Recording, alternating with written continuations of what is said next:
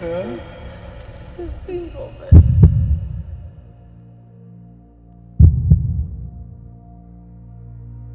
I'm getting emotional because kind of like a little intro into who I am and what you will expect out of my YouTube channel.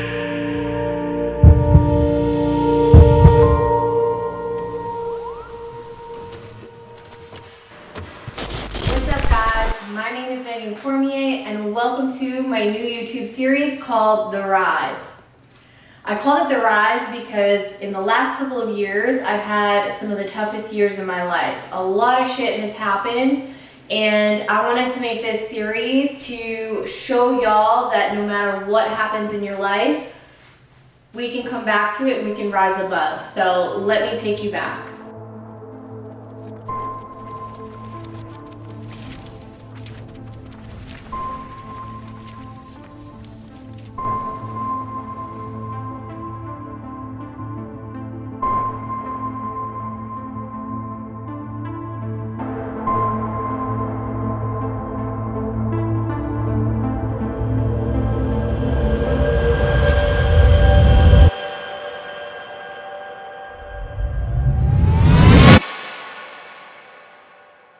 Who do the shit that I do?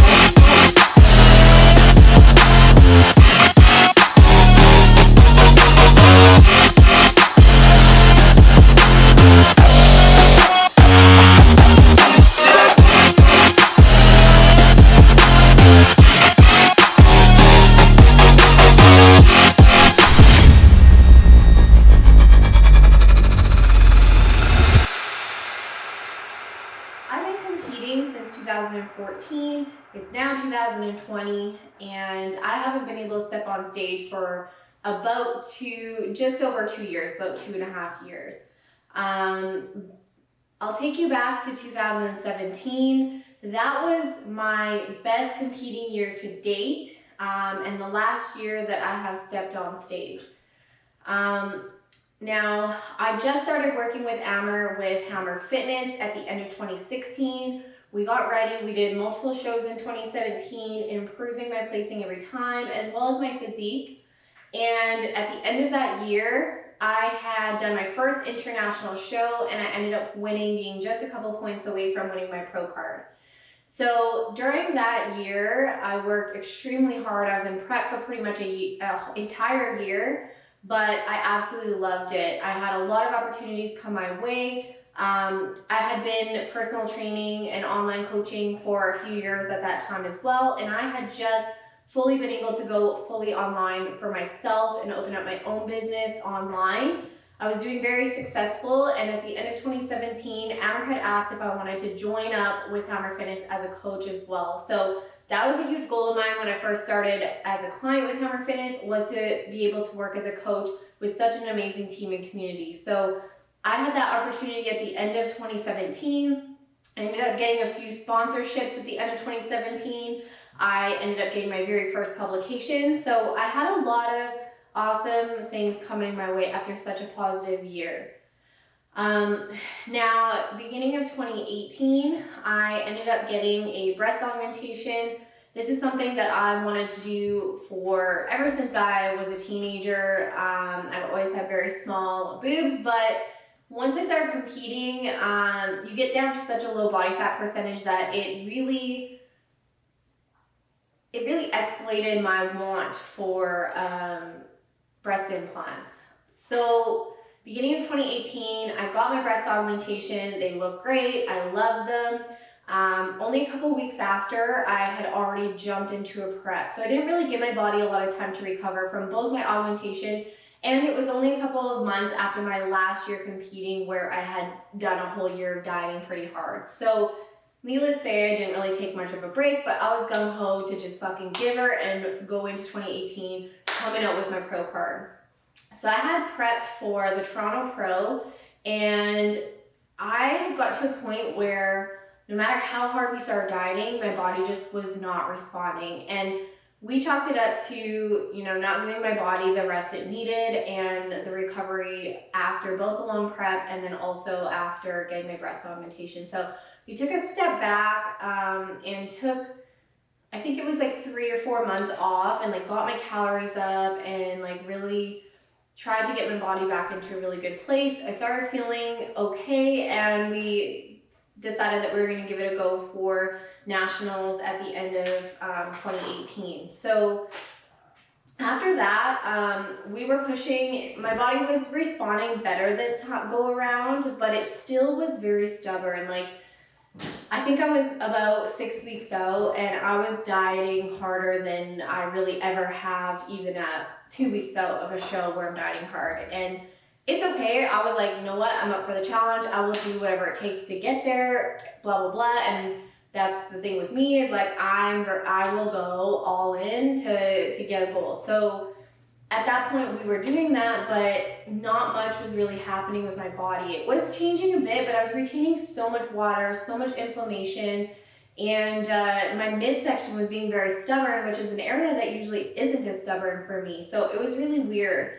I also started to feel different things that I didn't normally feel during a prep when I'm dieting hard, but I still just attested it to dieting extremely hard. So at 6 weeks out from nationals at the end of 2018, I was in Vegas for the Olympia, and I ended up getting some like extreme stomach pains, but I just kept ignoring it because I was like, I'll just wait until I get home in Canada where I don't have to pay to go to the hospital or anything. And at the end of that Vegas trip, the night before we were about to fly home, I realized I had no idea where my passport was. So I think it must have fallen out of my bag at the gym or something, but the closest embassy for me to go get a new passport was either in LA or Dallas. So I ended up flying to LA the next morning, and keep in mind, I had these stomach pains and went to LA. Had to stay there for about 4 days by myself, my first time in LA, which I was pumped about because I've never been there, but bummed because I didn't do much because I was in so much pain. So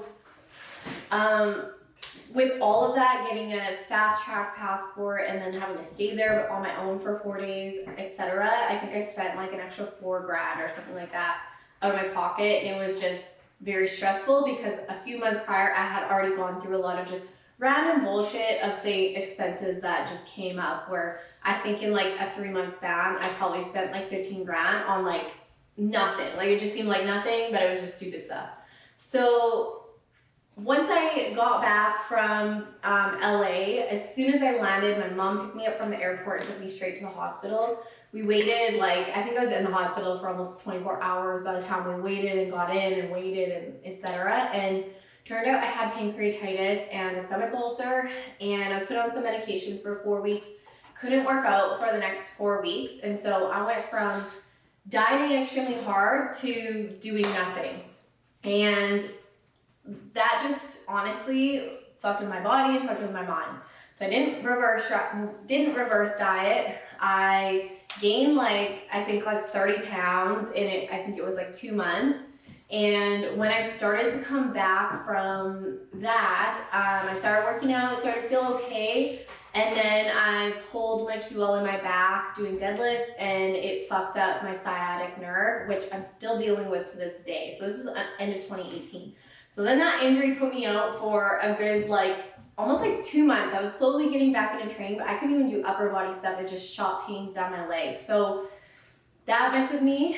Then at the beginning of so now we're heading into 2019. I just actually started dating Mike at the end of 2018. So it was almost in the midst of all this craziness, I ended up meeting Mike and started dating. And so that was kind of the shining light in it was just a positive thing in the midst of all this chaos. So at the end of 2018, I had a lot of also personal shit going on. So it's just this combination of a whole bunch of stuff. Going into 2019, I then got pneumonia, and it was the most sick I've ever been in my life. I thought I was dying, and that affected me for almost a good month. And then finally started to get back into training and a good routine. I then moved down not to Vegas. I then moved down to Texas. I wanted to move somewhere warmer. bigger, more opportunities for me to grow, not only as a person, but also in the fitness industry as a coach and a competitor, and just meet a lot more like-minded people. SAS will always be a home for me and my roots, but I've always wanted to move somewhere that has better weather and just a lot more diversity for me to grow and learn. So I decided to move down to Texas, which that's where Mike is in Houston. And when I tried to cross the border, I was denied and they flagged my passport. They took my fingerprints, my mugshot, everything, because it looked like I was trying to move down there illegally, which I wasn't. And so I got denied. That was shitty. Went through a bunch of shit that cost me a shit ton of money. And so that got down to Texas, got into a groove again, and then ended up having my wisdom tooth started to grow in and started to compress my nerve and my jawbone, and it was so painful and had to get emergency surgery on that, which cost me, I think it was like $4,000 again. So it's just like things adding up in my personal life, financially, my body, and around that time is where my symptoms of my breast implants started to get worse and worse. So that's where I started to realize, like, okay, it's not just dieting, because at that point I hadn't been dieting for like 6 months. So that's where I really started to notice, like, my vision was going really blurry all the time, like to the point where sometimes I felt like I couldn't drive. I was like dizzy all the time. I was very extremely exhausted, like extreme. I've never felt this type of exhaustion before, where like I could sleep for 20 hours every day and never feel rested. I would fall asleep sometimes sitting at like a red light or like a stop sign and stuff like that. My joints hurt like crazy. And the worst thing was my lungs. So my lungs got so inflamed that my circulation was horrible. So my feet and my legs would go purple and be so swollen every night before I went to bed. And it was bad. And that really affected my brain function, that was affecting my vision, that was affecting even my fat loss, like the energy I had, etc., because I just wasn't getting the oxygen that my body needed. So really affected my workouts, affected my day-to-day life. Like, I just honestly felt like shit 24/7, and it kind of started to spiral into almost like a depression, I would say. And I started getting anxiety, random heart palpitations, and the list goes on. So that is where it really started to get worse and worse, and where I really started to like notice these things because I wasn't dieting. So I dealt with that stuff all throughout last year in 2019. We tried to do a prep, but honestly it lasted a couple months and the symptoms were getting worse and worse. And that's where I started doing research about breast implant illness and realized that, wow, there's like hundreds of thousands of women with the same symptoms as me or even worse, and saw their amazing recoveries after they got their implants out, and just literally poof, all their symptoms gone. So I finally started to believe that this is probably what's wrong with me. I ended up doing tons of research and figured out that the surgeon I wanted to go with in Saskatchewan wasn't covered under SAS Health to get them out. So then I was stressed because I'm like, well shit, the last year and a half, I've literally blown all my savings on like bullshit stuff that has happened over and over again. So I was stressed because I'm like, fuck, like they're $10,000 to get out. Like it'll probably be a year before I get them out. And I was just like always crying and depressed, and thank God for Mike. Like he really helped me through this time. I feel very blessed.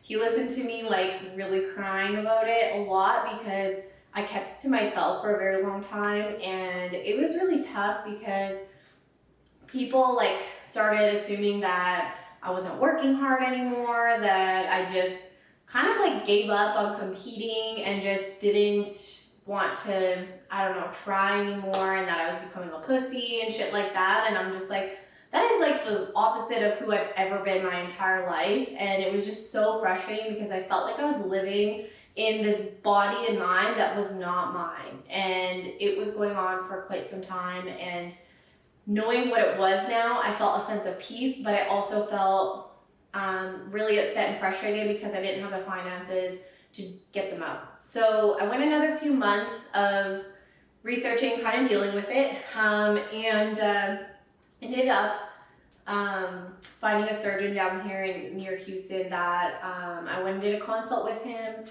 and he usually takes a few months to get in for surgery, and he ended up having a cancellation and opening the next day. And he was like, you need to get these out right now. A, because of all the symptoms, but B, I started to develop this, like, I forget what it was called, but it looked like it looked like a cord, like it looked like my stitches almost, or like the sutures were like popping out of my skin. It was so painful, and he's like, you need to get that out now. It's basically like an infection. So luckily, bless the Lord, I was able to come up with the finances overnight and get my surgery out or get my surgery the next day. I was nervous as fuck because I was like, well, like tomorrow, like I gotta get my life in order, I gotta make sure my clients are good, I gotta make sure like everything's good, you know, like I didn't have time to plan for it. I was nervous as hell. And yeah, the list went on. So I was anxious. But once I booked it and put my deposit on it, I just had a sense of peace because I was like, this is what I need to get back to myself. So that night I actually slept good, got up the next morning, I wasn't nervous or anything. Mike drove me there. I felt like really sense of peace, and yeah, ended up getting my explant at the end of November in 2019. So it's been, right now it's mid-April, and it's been about 5 months since I got them out, and honestly it's been a recovery ever since. You know, I just instantly started feeling better. So I know it's a little long explaining everything, and honestly this isn't for me to at all get any kind of sympathy or anything. It's honestly just me sharing my life and what I've gone through over the last couple months, and kind of the background of why I haven't stepped on stage in the last couple years. Just a lot of shit that has been going on kind of behind the scenes that I don't really talk about on social media. So yeah, that's everything I've gone through, and I'm pretty damn fucking proud of myself for overcoming all of that. You know, just getting through all those shitty things that life threw at me. No matter what our circumstances are, where we came from, what bullshit happens, everything's temporary, and honestly, I can really truly say that it will end at some point. And you can probably hear my dog crying in the background, so Nala, be quiet. Hi. So yeah, honestly, like no matter what, there's always gonna be an end to whatever thing you're going through. You can always persevere, and that choice is yours. I honestly could have gave up, and even once I got my implants out, I could just have been like, you know, I've been through so much, I'm exhausted, I have to recover again, blah, blah, blah, like I don't want to come back. Fuck that shit. I have goals, and I don't care if I haven't stepped on stage for 2.5 years. I'm coming back, and I'm ready to fucking rise and prove that no matter what you are going through, you will always get through it, and you can always still reach your goals. So I hope you guys enjoyed this series. I'm going to take you through a lot of stuff on how I'm overcoming all these battles I've been through, and you know, this new chapter of my life that I am so ready to begin. And we'll take you through nutrition, training, just personal life, my life down here in Houston, and really whatever you guys want to see. So I'm really looking forward to it. I'm really looking forward to this next year once we get out of this quarantine. And I hope y'all enjoy it. So if there's anything you want to see, just please comment down below. Please like and subscribe. I really, you know, want to be able to reach out to as many people as possible. So we'll catch you guys in this series.